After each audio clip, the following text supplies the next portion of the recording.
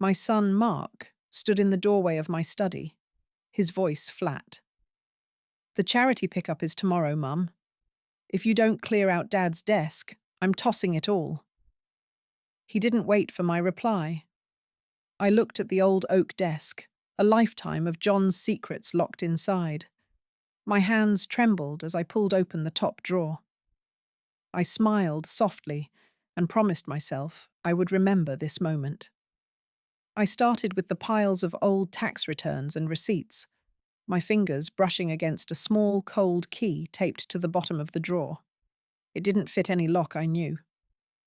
Then I noticed a false back in the drawer itself.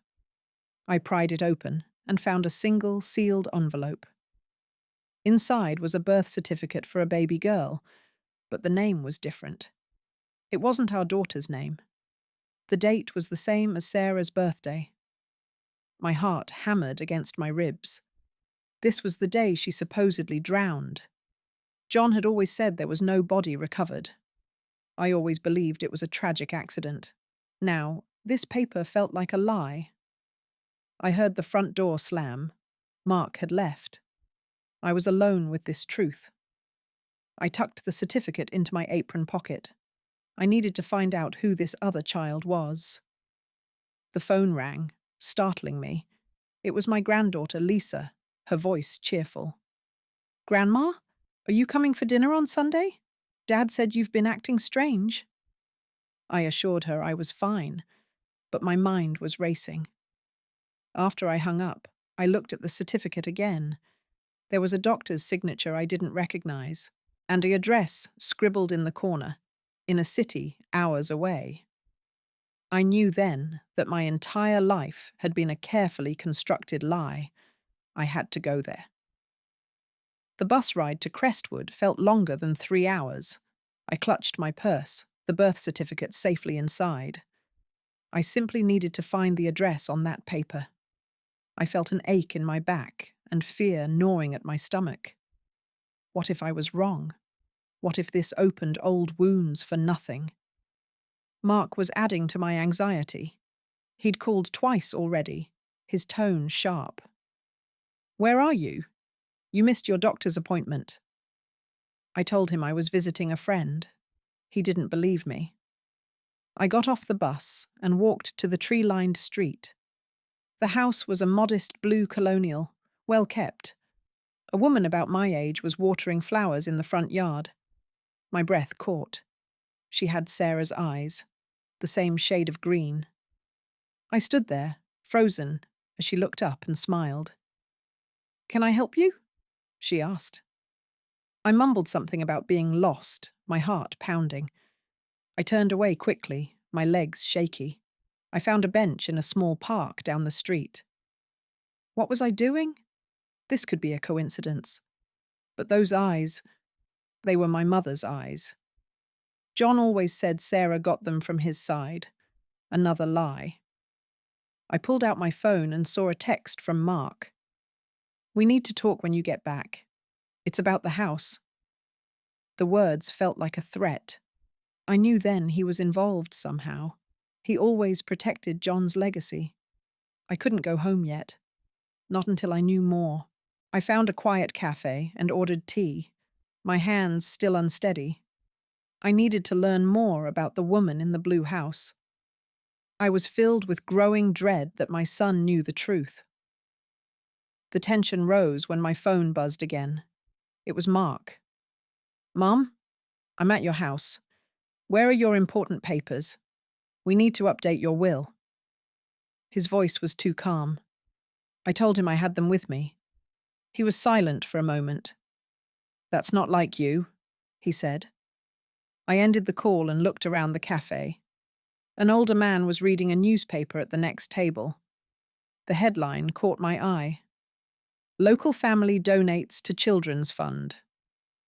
Below it was a photo of the woman from the blue house, her name listed as Eleanor Grayson. I quickly searched the name on my phone.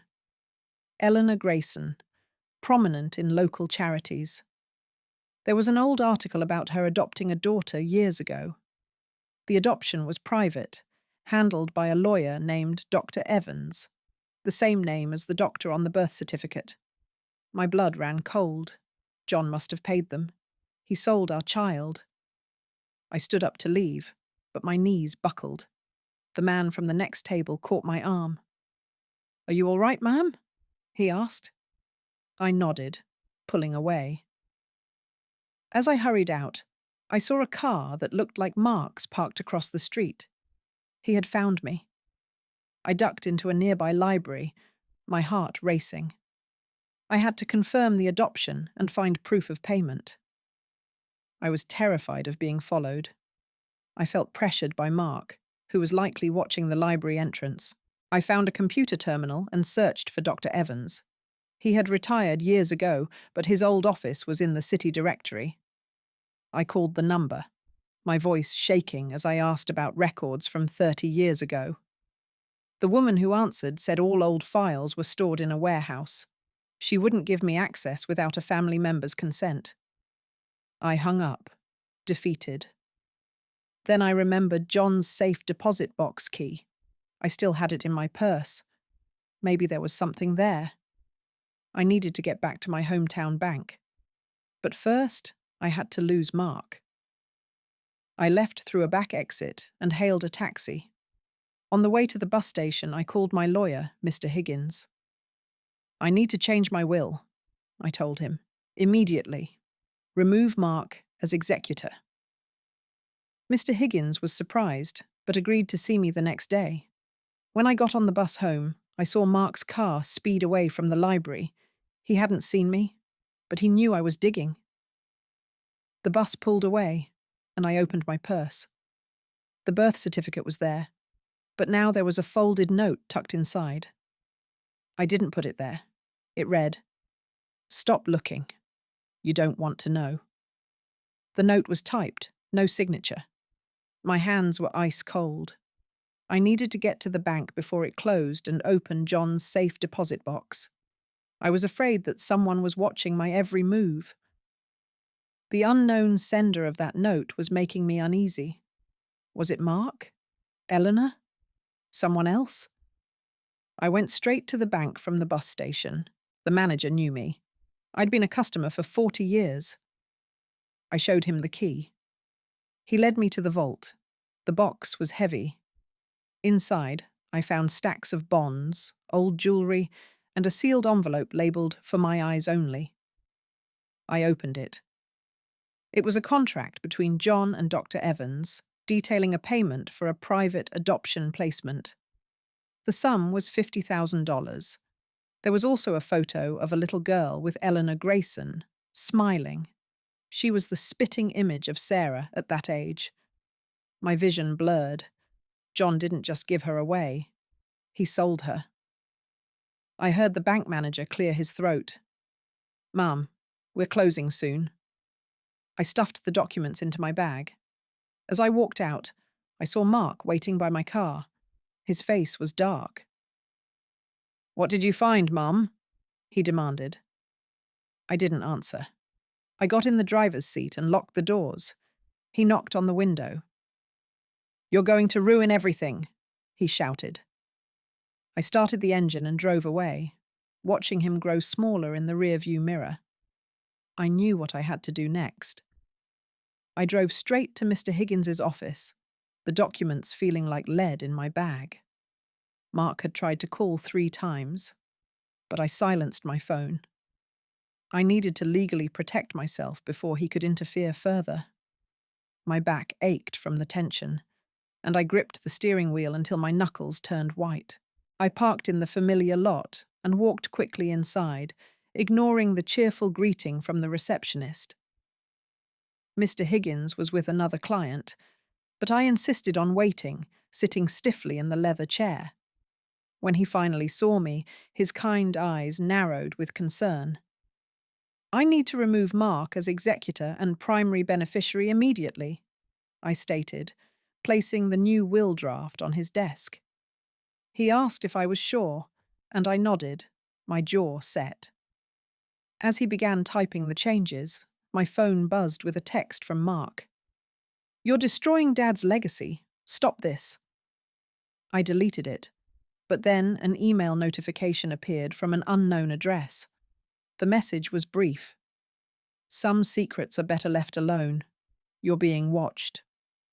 My hands trembled, and I spilled my purse contents onto the floor. Mr. Higgins helped me gather them, his touch gentle. After signing the papers, I felt a small victory, but the anonymous warning haunted me. I left his office and spotted Mark's car idling across the street. He was staring right at me. I hurried into a nearby pharmacy, my heart pounding. From behind the window, I saw him get out and head toward the building. I slipped out the back exit and hailed a taxi. "The bus station," I instructed, sinking into the seat.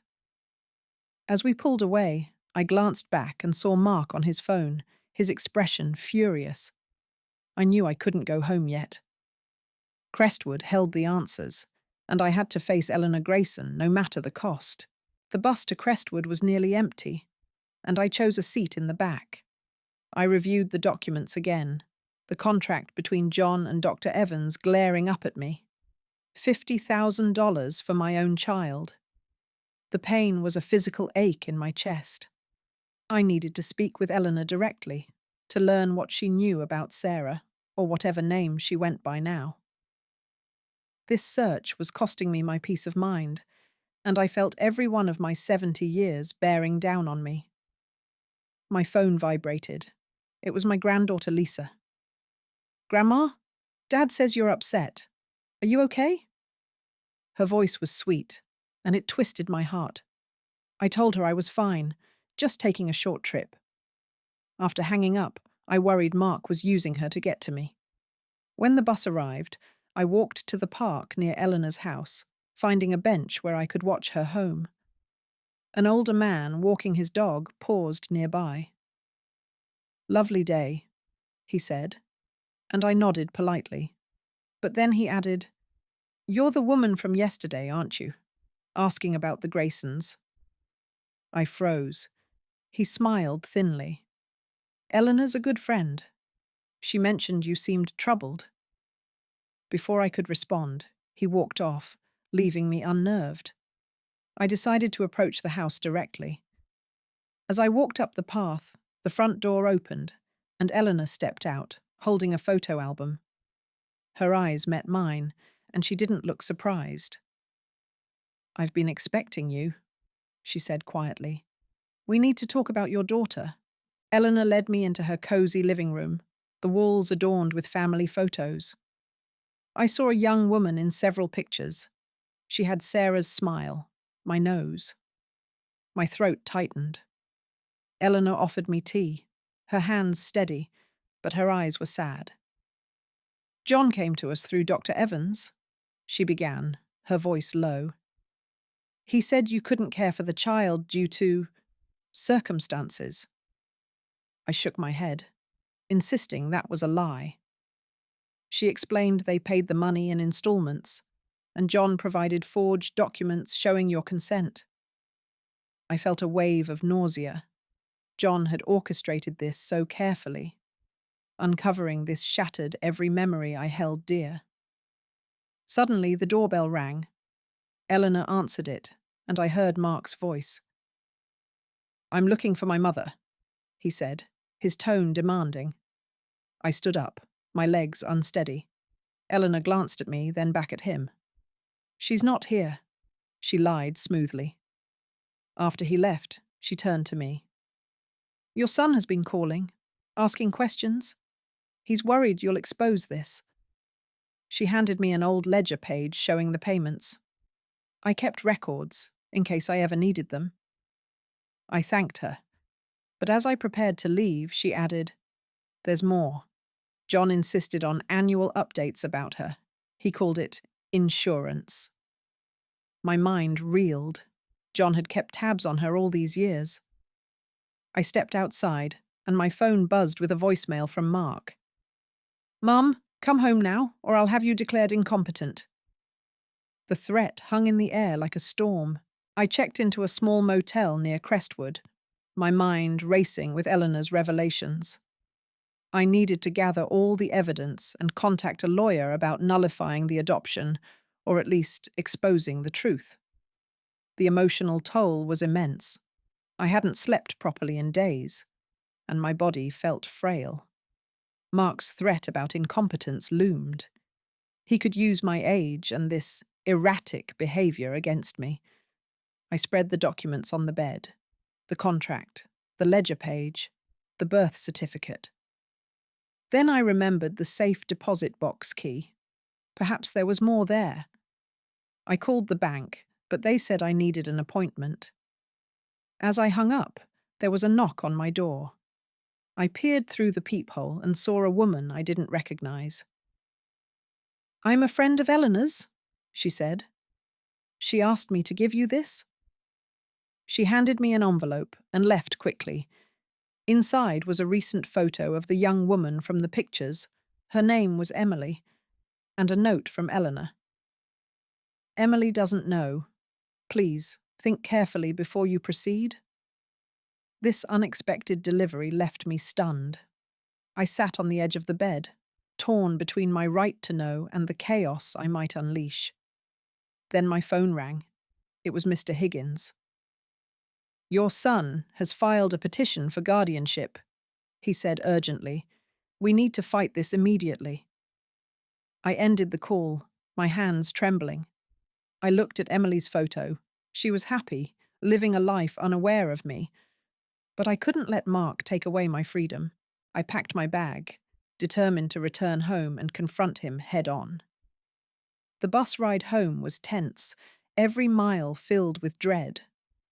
I needed to stop Mark's guardianship petition before a judge could side with him. I knew what I had to do: prove I was of sound mind and expose his motives. I risked alienating my only son, but I had no choice. I felt the pressure building with each passing minute. When I arrived at my house, Mark was waiting on the porch, his arms crossed. "Where have you been?" he demanded, stepping inside without an invitation. I remained calm, setting my bag down. "We need to talk about Sarah," I said, watching his face pale.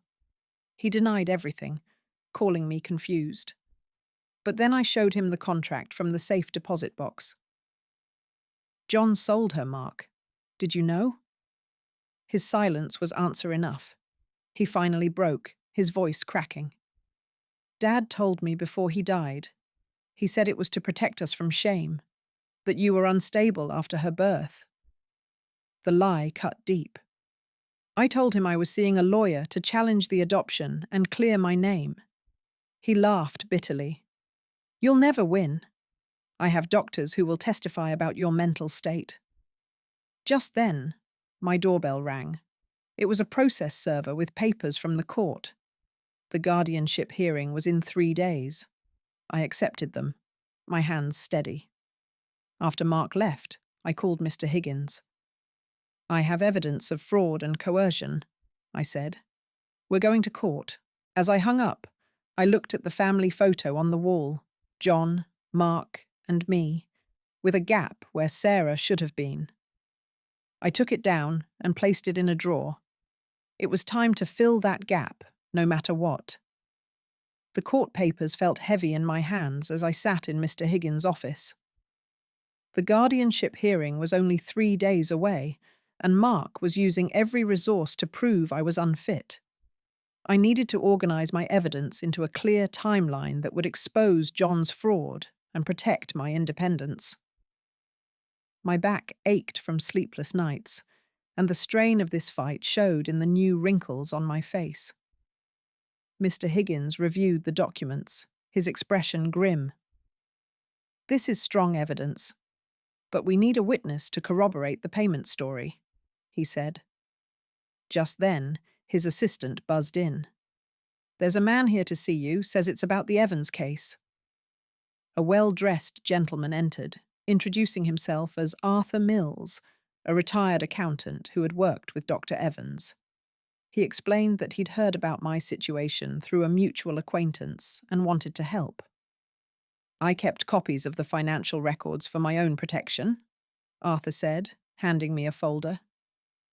John made those payments through a shell company. I can testify to that. This unexpected ally gave me hope. But as Arthur left, Mr. Higgins received a call. It was from the court. Mark had submitted a medical evaluation claiming I showed signs of dementia. The report was from a doctor I'd never met. My hands shook as I hung up the phone. I knew I had to find that doctor and challenge his assessment before the hearing. I drove to the clinic listed on the form, but the receptionist said the doctor was out for the day. As I turned to leave, I saw Mark's car pulling into the parking lot. He stepped out, holding a file and smirking. "Give it up, Mum. You can't win this," he called out. I got into my car and locked the doors, my heart pounding. As I drove away, I glanced in the rearview mirror and saw him on the phone, watching me leave. I knew time was running out, and I had to act fast. I spent the evening at my kitchen table, sorting through Arthur's documents. They detailed the wire transfers from John's shell company to Dr. Evans, exactly matching the dates on the contract.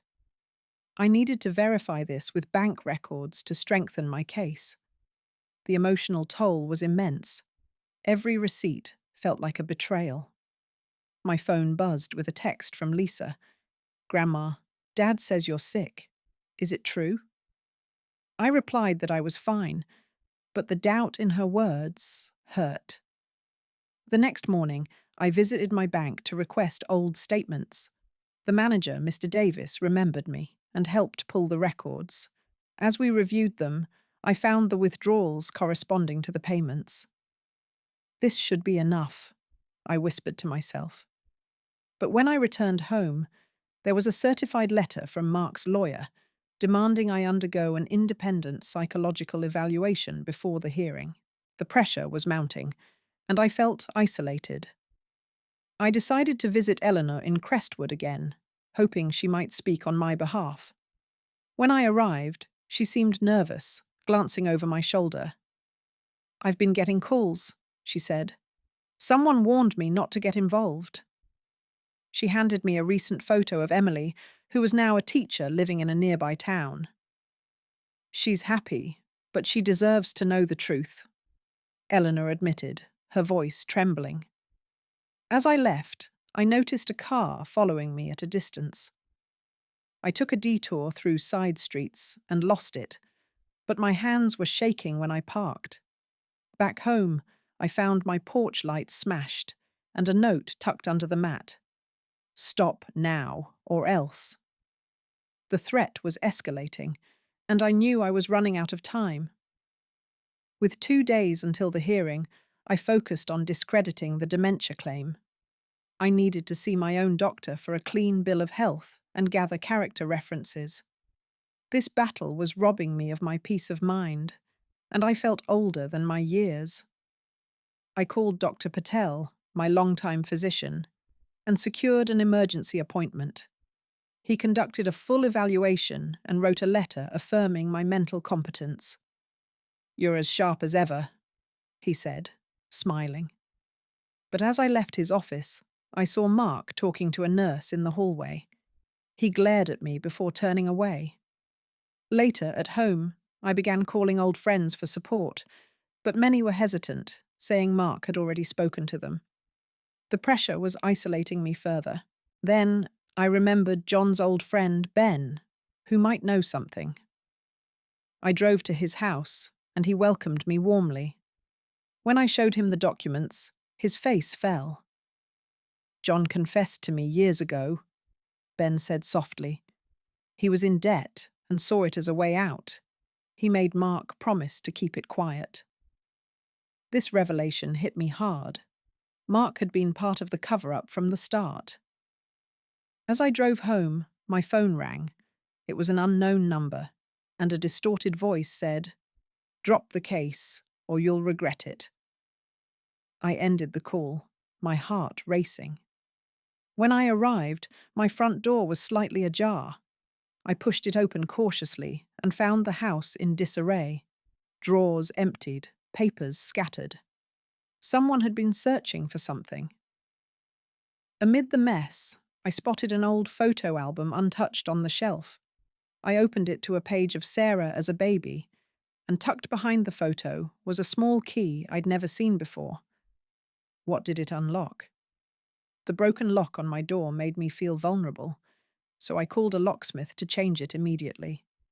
I needed to find out what the new key opened before the hearing tomorrow. The invasion of my home left me shaken, and I knew Mark or his allies were getting desperate. I sorted through the scattered papers, realizing they were looking for the evidence I had already secured. I hid the key in my purse and decided to visit John's old workshop in the garage. I hadn't been in there for years. The dust made me cough, and the air was thick with memories. I tried the key on various locks until it fit a small metal box tucked behind some tools. Inside, I found a stack of letters tied with a ribbon. They were from John to Dr. Evans, discussing the arrangement and mentioning a trust fund set up for Mark with part of the money. My hands trembled as I read. John had not only sold our daughter, but enriched our son with the proceeds. The impact of this truth was staggering. I heard a car pull into the driveway and peeked out the window. It was Mark, with a woman I didn't recognize. Perhaps his lawyer. I slipped out the back door and into the garden, clutching the letters. I needed to get these to Mr. Higgins right away. As I hurried to my car, Mark spotted me. "Mum, wait! We need to talk!" he shouted, but I didn't stop. I drove off, watching him in the rearview mirror, his face contorted in anger. When I arrived at Mr. Higgins' office, I handed him the letters. "This changes everything," he said. But as I left, I received a text from Lisa. "Grandma, why are you doing this to Dad? He's crying." The guilt washed over me, but I knew I had to see this through. The day of the hearing arrived, and I dressed carefully, wanting to appear competent and calm. I needed to present my case clearly and counter Mark's claims. The emotional weight felt like a stone in my chest, but I held on to the evidence in my bag. Mr. Higgins met me at the courthouse, and we reviewed our strategy. "The letters are damning," he said. "We'll show the judge that Mark has a financial motive." As we entered the courtroom, I saw Mark sitting with his lawyer and Lisa, who avoided my gaze. The judge called the session to order, and Mark's side presented their medical report. Then, it was our turn. Mr. Higgins submitted the contract, bank records, and Arthur's testimony. When he introduced the letters from the workshop, Mark's face turned pale. The judge looked over the documents, her expression serious. During a break, I stepped into the hallway, and Mark approached me. "You're tearing this family apart," he whispered harshly. I didn't respond, but my resolve wavered for a moment. Back in court, the judge listened to arguments, and then she made her ruling.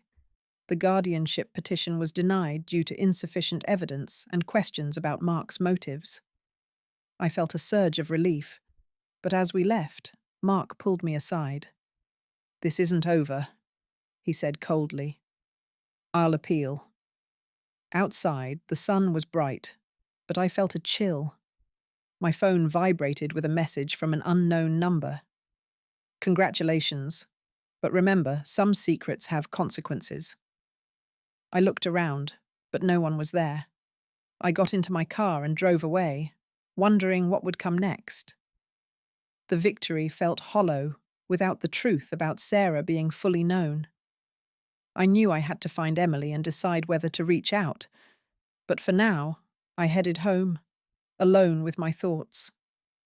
I sat at my kitchen table, the court victory feeling empty without knowing Emily. I needed to decide whether to contact her, to finally learn about the daughter I thought was lost. The silence in my house was deafening, and my hands shook as I held her photo. I needed to reach out to Eleanor and arrange a meeting with Emily, but I was afraid of disrupting her life and facing rejection. The pressure mounted when my doorbell rang. It was a delivery man with a package from Mark, a box of my old things from his house, a clear message that I was cut off. I opened it to find childhood items of Sarah's, including a locket I'd forgotten. Inside was a tiny picture of her as a baby. This felt like a cruel joke. I called Eleanor, my voice unsteady. She agreed to meet, but warned me that Emily was going through a divorce and might not handle the news well. We set a time for the next day at a neutral cafe. After hanging up, I noticed the locket had a small engraving on the back. 2S with love. But it wasn't Sarah's locket. I'd never seen it before. I examined it closely and found a hidden compartment with a faded slip of paper. It was a phone number with the area code for Crestwood. My heart raced as I dialed, and a woman answered, her voice young and cheerful. "Hello?" she said. I froze, unable to speak, and hung up. Was that Emily? Then, my phone buzzed with a text from an unknown number. "I know you called. Who is this?" Now I had a direct line, but I didn't know how to respond without scaring her away. I spent the morning preparing for my meeting with Eleanor, choosing my words carefully. I needed to understand Emily's life before making contact, to minimize the shock. It was emotionally draining. Every moment felt like I was betraying John's memory and risking my relationship with Mark permanently. The pressure intensified when Mr. Higgins called. "Mark has filed an appeal on the guardianship, citing new evidence of your instability," he said. I sighed, tired of the fight. I drove to the cafe in Crestwood, my knuckles white on the steering wheel. Eleanor was already there, sipping tea. She looked nervous. "Emily's having a hard time with her divorce," she explained. "I'm not sure this is the right moment." I showed her the locket and the phone number. Eleanor's eyes widened. "That's Emily's number," she confirmed. "But how did you get it?" Before I could answer, my phone rang. It was Lisa, crying. "Grandma? Dad says you're trying to replace me with someone else. Is it true?" I assured her it wasn't. But the accusation stung. After the call, Eleanor leaned in. "There's something else. John visited Emily once when she was 10, pretending to be a distant relative. She remembers him as Uncle John." This revelation shocked me. John had kept in touch secretly. Then Eleanor's phone buzzed. She paled. "It's Emily. She says she just got a strange call from a number she didn't recognize. Yours?" I had accidentally reached out, and now Emily was curious. Eleanor agreed to gently introduce the idea of me, but as I left the cafe, I saw Mark's car parked across the street. He was watching us, and his expression was cold. I knew he was following me, and time was running out to handle this delicately. Back home, I felt overwhelmed by the layers of deception. I needed to gather all the evidence about John's visits to Emily and use it to strengthen my case against Mark's appeal. My health was deteriorating. I hadn't slept well in weeks, and my arthritis flared up. The pressure came from multiple sides: Mark's legal moves, Emily's unknowing curiosity, and the anonymous threats.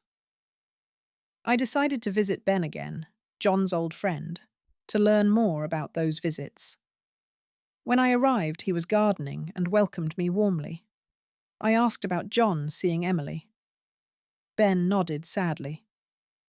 "Yes, he went a few times over the years.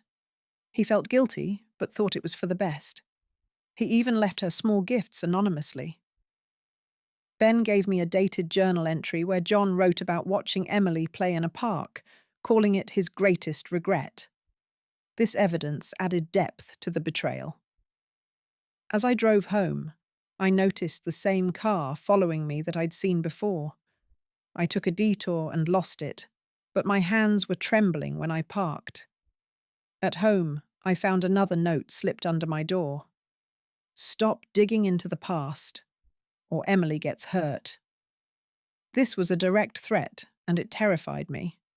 Then I received an email from Emily herself. "Eleanor told me you've been asking about me," she wrote. "I'd like to meet. Can we talk?" My heart leaped, but I hesitated. Was it safe with Mark and whoever was threatening me? I replied cautiously, suggesting a public place. But as I hit send, my doorbell rang. It was a process server with Mark's appeal papers, and the hearing was set for next week. The clock was ticking, and I had to protect Emily while fighting for my truth. I spent the day organizing the new evidence: Ben's journal entry, the locket, and the records of John's visits. I needed to present this to Mr. Higgins to counter Mark's appeal and ensure my freedom. It was emotionally heavy. I felt like I was living in a shadow of John's lies. The pressure increased when Lisa called, her voice cold. "Dad showed me documents that you're harassing some woman named Emily. Is she why you're doing this?" I tried to explain, but she hung up on me. I met with Mr. Higgins, and he was impressed with the journal. "This shows a pattern of deception that undermines Mark's credibility," he said. We prepared our response for the appeal hearing. Afterward, I checked my email and saw a reply from Emily. She agreed to meet at a bookstore cafe in 2 days. Her tone was curious but cautious. I felt a mix of excitement and dread.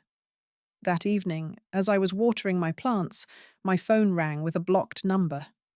A distorted voice said, "Cancel the meeting with Emily, or you'll regret it."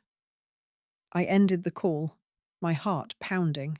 I decided to call the police, but they said without more details there was little they could do. Then, I remembered the hidden key from John's workshop.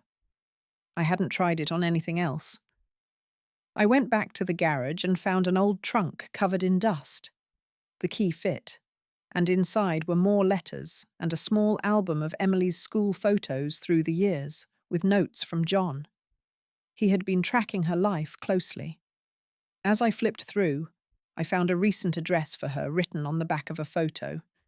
She lived only an hour away. Now I had a choice: meet her as planned, or risk everything by showing up unannounced. Finally, my phone buzzed with a text from Mark. "I know where you're going. Don't." The day of the meeting with Emily arrived, and I dressed carefully, my stomach in knots. I needed to be honest with her about who I was and why I sought her out. But I feared her reaction and the potential fallout. I had lost my peace of mind. I hadn't eaten properly in days, and the stress was wearing me down. The pressure was immense from Mark's threats and the anonymous warnings. I drove to the bookstore cafe, parking a block away to gather my thoughts. As I walked in, I saw a woman sitting alone, reading a book. She looked just like Sarah in her youth. My breath caught. I approached slowly, and she looked up with a warm smile. "Are you Helen?" she asked. I nodded, and we introduced ourselves. I started by saying I was an old friend of the family, but she interrupted. "Eleanor told me everything," Emily said softly. "About the adoption, about John. I've always felt something was missing." I was stunned by her openness. We talked for an hour, and she showed me pictures of her life. She had 2 children of her own, and my heart ached for the years lost. Then, my phone buzzed with a call from Mr. Higgins. "The appeal hearing was moved up to tomorrow," he said urgently. "Mark submitted a witness who claims you're unstable due to obsession with Emily." I ended the call, my hands shaking. Emily noticed my distress and asked what was wrong. I explained briefly, and she reached out, touching my hand. "I want to help," she said. "I'll testify if you need me to."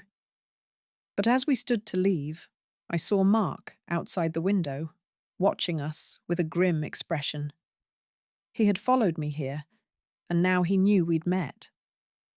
Finally, He pulled out his phone and took a picture of us together, a clear threat to use against me in court. Mark's photograph felt like a weapon aimed at my heart as I stood with Emily in the cafe. I needed to get to Mr. Higgins immediately to counter this new threat before the hearing tomorrow. My hands were clammy, and I could feel the weight of Emily's concerned gaze.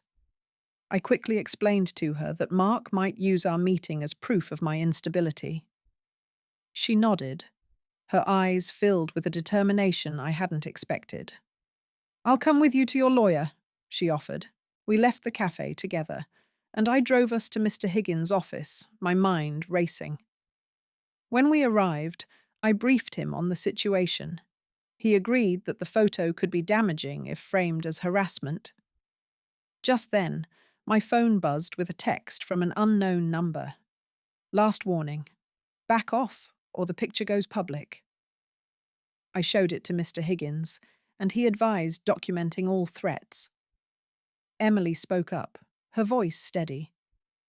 "I can testify that I wanted to meet you, that you weren't harassing me." This support was a relief, but the emotional toll was mounting. I felt dizzy from the stress. As we prepared to leave, Mr. Higgins received an email from the court. Mark had submitted the photo as evidence of my erratic behavior. We had to act fast. Emily and I decided to go to my house to gather more evidence from John's records. When we arrived, I found the front door unlocked again. Inside, the house was undisturbed, but on the kitchen table lay a single envelope. Inside was a copy of the photo Mark had taken, with the words, "Stop now," scrawled on the back. Emily picked it up, her hand trembling. "Who is doing this?" she whispered. I had no answer, but I knew we were running out of time. Then, my landline phone rang. I answered, and a distorted voice said, "Next time, it won't be a picture?" The line went dead. I looked at Emily, and we both understood that things had become much more dangerous. I spent the evening with Emily at my kitchen table, sorting through John's old files. I needed to find something that could definitively prove Mark's involvement in the cover-up, to discredit him in court. The fear was a constant companion, and my arthritis made every movement painful. Emily was a calm presence, her questions thoughtful. We found more letters from John to Dr. Evans, including one that mentioned Mark by name. My son understands the necessity of this arrangement. This was the smoking gun I needed. But as we celebrated this small victory, my phone rang. It was Lisa, sobbing. "Grandma, Dad showed me the picture of you with that woman. He says you're replacing me and Mom." I tried to comfort her, but she hung up abruptly. This fight was tearing my family apart. Emily reached over and squeezed my hand. "We'll get through this," she said. Later, as she prepared to leave, I noticed a car parked across the street with its engine off. I pointed it out to Emily, and we decided she should stay the night for safety. I made up the guest room, my mind whirring with possibilities. Who was in that car? Mark? Someone else?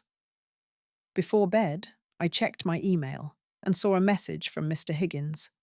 He had filed a motion to dismiss the appeal based on the new evidence, but the judge wanted to see us first thing in the morning. As I turned off the light, I heard a soft tap on the window. I peered out but saw nothing. Then, my phone lit up with a text from Mark. "You brought this on yourself." I didn't respond, but the message was clear. The pressure was intensifying, and I feared what the morning would bring. The day of the appeal hearing arrived, and I dressed with care, wanting to project confidence. I needed to present the new evidence and convince the judge that Mark's claims were baseless. Emily accompanied me, her presence a small comfort.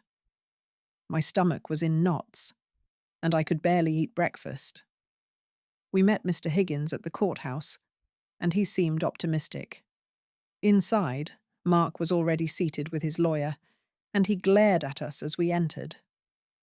The judge called the session to order, and Mark's side presented the photo as evidence of my instability. Then, Mr. Higgins submitted the letter mentioning Mark's knowledge. Mark's face turned pale, and he objected, but the judge overruled him. During a recess, I stepped into the hallway, and Mark confronted me. "You're destroying our family for a stranger," he hissed. I didn't respond, but Emily stepped forward. "I'm not a stranger. I'm her daughter," she said firmly. Mark looked stunned, and he walked away without another word. Back in court, the judge reviewed the evidence and announced her decision. The appeal was denied, and she cautioned Mark against further frivolous claims. I felt a wave of relief, but it was short-lived. As we left the courthouse, a reporter approached us, asking about the family drama. Mr. Higgins ushered us away quickly. When I got home, there was a voicemail from Eleanor. She sounded worried. "Emily, I think someone has been asking about you at work. Be careful." I played it for Emily, and we both fell silent. The threats weren't over, and now Emily was being targeted. I knew I had to protect her, but I wasn't sure how. Then my doorbell rang. It was a delivery of a single black rose with no note. The message was unmistakable. The black rose left me shaken, and I knew I had to find out who was behind the threats. I needed to involve the police properly this time, with all the evidence gathered. Emily insisted on staying with me, and we spent the day compiling everything: the notes, the rose, the emails, and the phone records.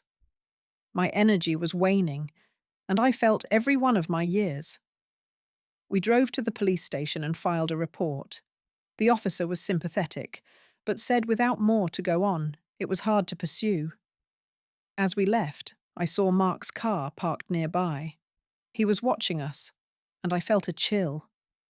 Back home, I decided to reach out to Ben again for any other clues. When I called, he told me he'd remembered something.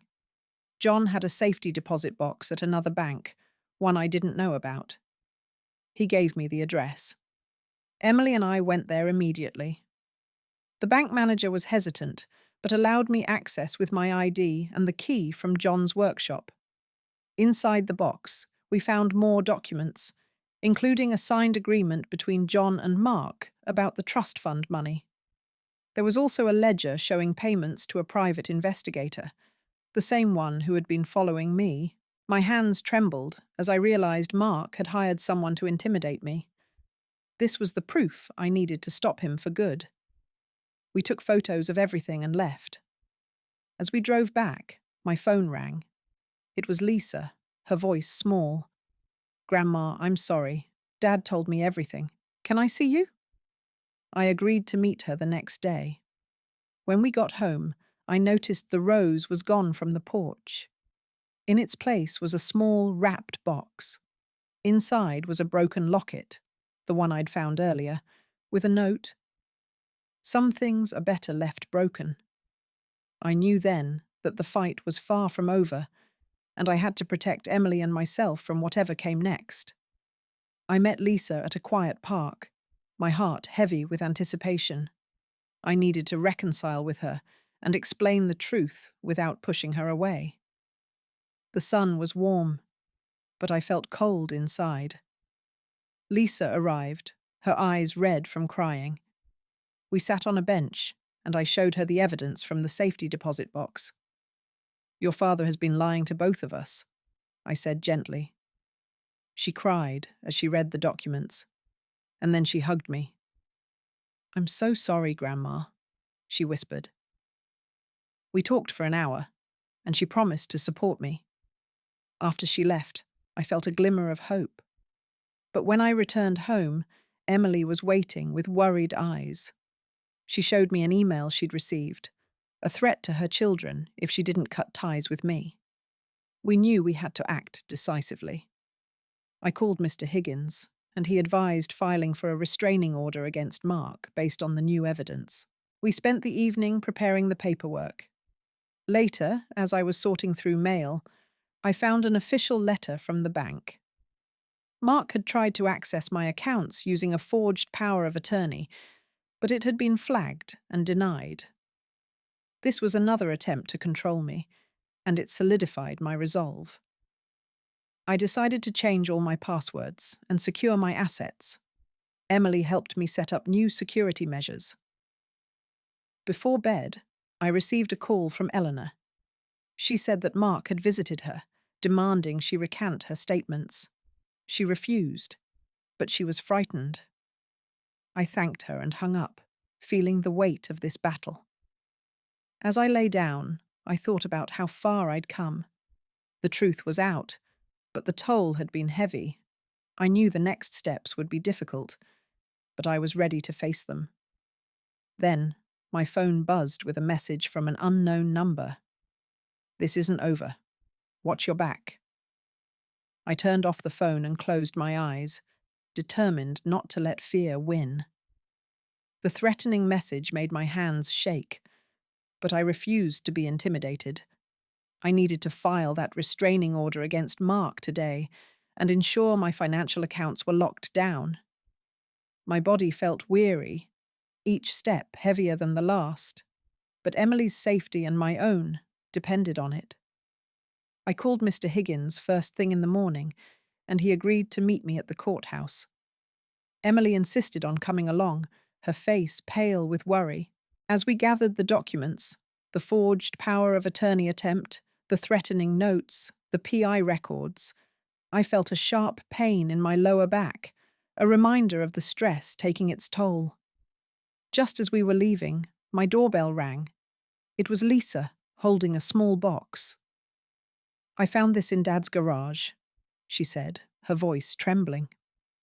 Inside were more of John's old records, including a ledger showing regular payments from Mark to the private investigator over the past year. This was the proof we needed to link Mark directly to the harassment.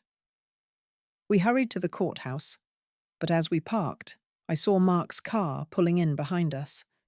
He got out and approached, his expression dark. "You're making a big mistake, Mum," he said, stepping too close. Emily moved between us, telling him to back off.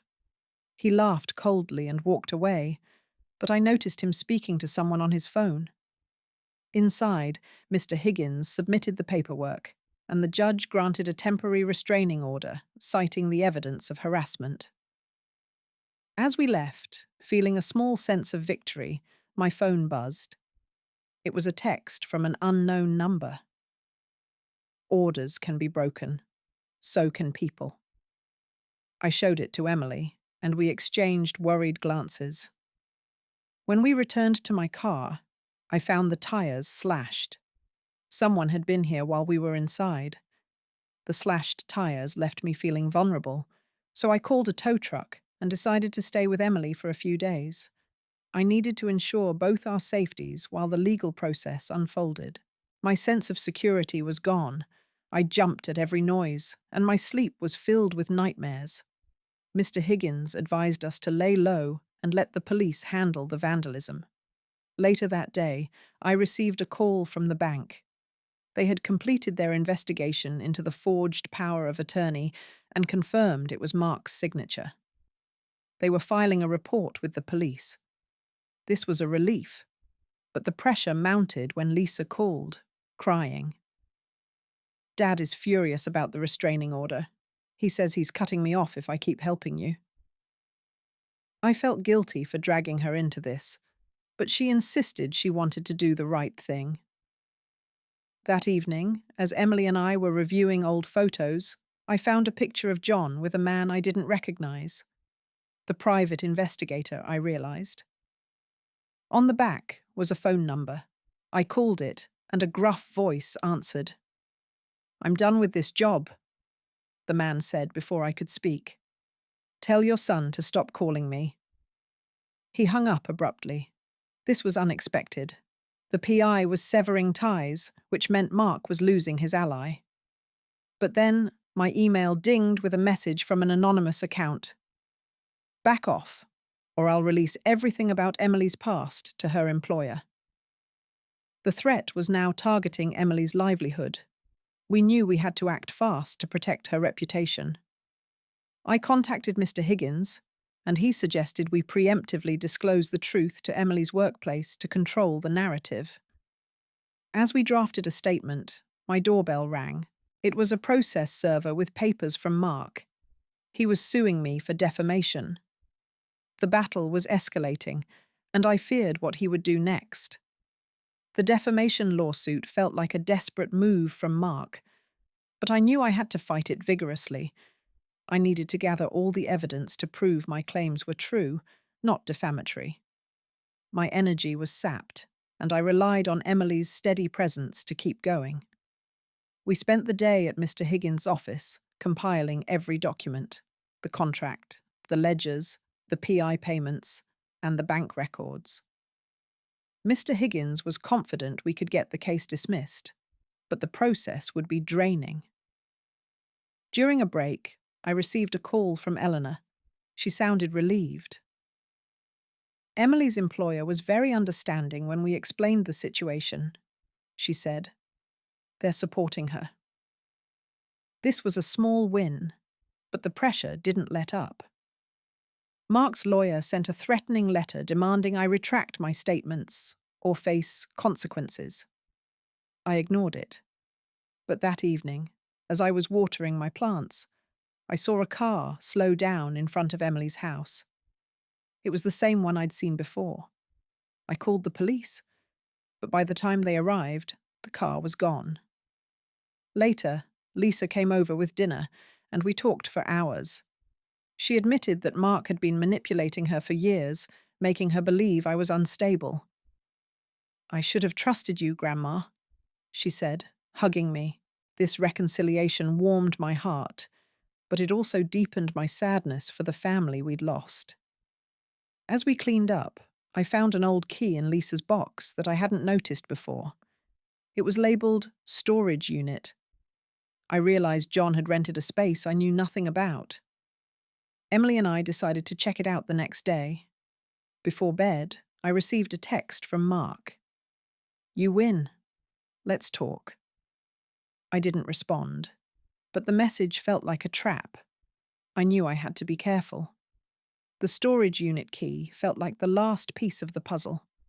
I needed to see what John had hidden there, hoping it would finally end this conflict. Emily and I drove to the facility, my hands gripping the steering wheel tightly. The unit was cluttered with old furniture and boxes, but in one corner I found a locked file cabinet. The key fit, and inside were stacks of documents, more contracts, letters, and even recordings of John's conversations with Dr. Evans. One recording detailed how Mark had helped cover up the adoption in exchange for the trust fund money. This was the definitive proof of their conspiracy. I felt a mix of triumph and sorrow. The truth was out, but it confirmed how deeply I'd been betrayed. We took the evidence to Mr. Higgins, who immediately contacted the district attorney's office. The pressure was now on Mark, and within hours, he was under investigation for fraud and harassment. That afternoon, I received a call from Mark's lawyer. He was dropping the defamation lawsuit and all appeals. Mark had fled town, leaving no forwarding address. The relief was immense, but the emotional toll was heavy. I felt empty, as if the fight had drained all my joy. Emily and I returned to my house, and she helped me sort through the remaining items. We found a sealed letter from John addressed to me. In it, he confessed his guilt and begged for forgiveness, saying he'd been driven by debt and fear. I cried as I read it, not for him, but for the years we'd lost. That evening, Lisa joined us for dinner, and for the first time in months, we laughed together. As I looked at Emily and Lisa, I felt a glimmer of hope for the future.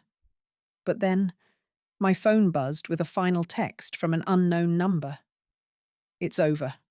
You'll never hear from me again. I deleted it and turned off my phone, ready to move on. The quiet after the storm felt strange, but I embraced it. I needed to rebuild my life, focusing on the family I had left, Emily, Lisa, and her children. The legal battles were over, and Mark was gone, but the scars remained. I spent my days slowly, enjoying small pleasures, gardening, reading, and having Emily over for tea. She brought her children to meet me, and seeing their smiles healed a part of my heart. I decided to rewrite my will, leaving everything to Emily and Lisa, with clear instructions to prevent any future disputes. Mr. Higgins helped me ensure it was ironclad.